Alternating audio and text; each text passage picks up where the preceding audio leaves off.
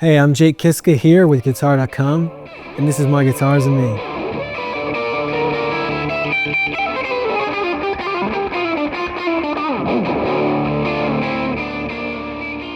So, when Greta left Michigan many years ago, we'd stopped at Chicago Music Exchange because a manager was friends with the owner there, and I was looking around at everything, all of the guitars that were there, and the owner said, "We'll try this one," you know. It was like based on everything that I was, really into at the time. And I plugged it in, and it was one of those moments of absolute divine intervention. It was just like, just the lightning and like split from the sky, and it was really unbelievable. It was like everything that I'd been looking for sonically in a guitar, everything in a guitar that I'd been like my whole life was right here, and it was like. So I was like, okay, perfect. Well, now the guitar is like 25,000 USD. So, and he let me take the guitar, He's like, you can take this guitar, go tour with it, and then when you can afford it, you pay me back for it. So it was incredible on him for letting me do that. And I've obviously had it ever since, this 1961 Les Paul, technically. There's a piece of me in this guitar, but there's also a piece of this guitar in me. So it's like, in reality, a lot of my playing and the way that I've developed playing have actually come from this very specific instrument itself. Like, in reality, as much as I'd like to take all of the credit for my guitar playing and all of that stuff, a fair share of that's been this instrument itself, sort of influencing the way that I approach it. So that's why I've, maintained this guitar. I've hung on to it because we've got sort of a shared sort of chemistry at this point.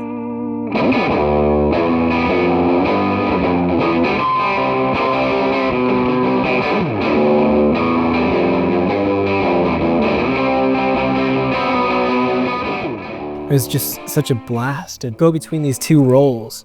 I was playing in some ways, as a pure guitar player in Greta and somewhat of a frontman vocalist and guitar player in Mirador, but to be stood up there with my brothers in many respects on both sides of that. A difference in chemistry between the two that was immediate. It was like, okay, this isn't, Greta Van Fleet, this is a completely different band. So with the Mirador stuff, there's a lot of sort of traditional and ancient prehistorical English folk music and European folk music and Romani, gypsy music. And so there's so much of that kind of becomes part of the thread of the narrative, which is quite interesting. There's no way I could part with this. I'll probably be buried with it. It looks kind of quite new when I got it originally. But this is all this sort of sweat and these gouges. This is what happens when you start wearing rhinestones on suits with no jacket over them. And this is what my nipples have done. No, it's completely ridiculous. Hacked apart, looks like a cutting board, doesn't it? But it just sounds good. It's a lot lighter than when I got it originally. Yeah, I've sanded it away. You see that? No, yeah, it's definitely taken a lot of wear from my suits. Yeah, what's interesting is Gibson will have to invent an entirely new specification of aging level. To do a guitar that has this level of aging and sell it would be essentially selling half of a fraction of a guitar for a certain price that I'm not sure someone would be willing to buy, half of a guitar or whatever.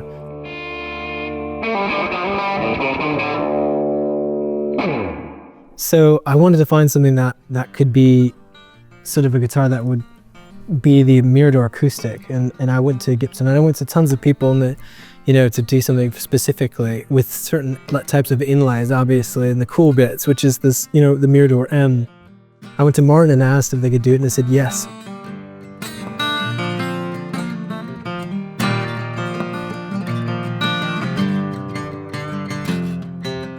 We went to them and kind of designed these 0028s. And I wanted them aged, because it's just sort of like, sort of looks like a Renaissance guitar with the slotted headstock. I'm like, could you guys build me a pirate guitar? This is what they came up with, which is quite brilliant. And there was a certain level of aging that I had in mind that, yes, this can be done, but they came back, I think, 4 times. And they're like, are you sure you want it more? Between Chris and I, yes, we want more aging. And so Chris Martin himself had to come in and finish aging these. I've looked for another black 0028 like this. I cannot find one. I think these are literally the only two on the face of the earth, which is quite cool.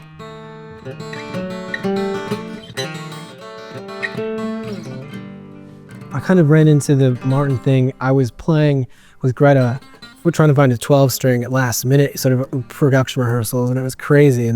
And someone had a Martin 12 string lying around. And it was like, well, you try this, you know, like carve it up, put in a pickup in so that we can get it going. And I really fell in love with it. Martin's acoustics is one whole thing, but it's certainly between, let's say, the Gibson equivalent to like the parlor style guitar, let's say L00 and 0028. This is a bit more, it's like the Vogue of those two, you know, it's a bit more refined in some ways. That was kind of a step into this sort of like, the direction of the sort of writing and the performance style. It became a bit more polished maybe. Yeah. For the balladeering stuff, for the sort of like those types of really big, romantic, open vista type of songs and that type of writing, this came in handy like incredibly well. But I really enjoy playing this, and I don't know that I would play it in Greta. I would only use it in Mirador because it does that thing, you know.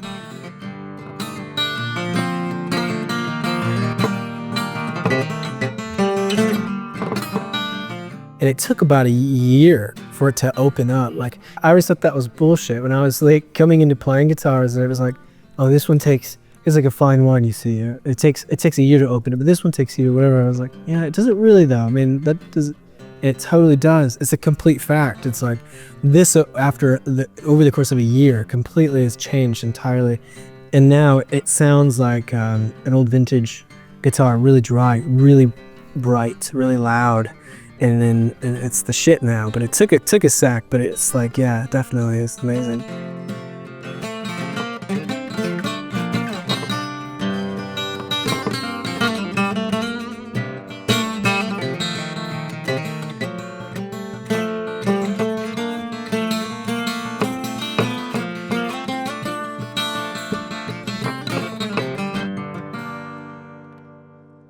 Thanks for watching, and I hope you enjoy the Mirador record coming out this September.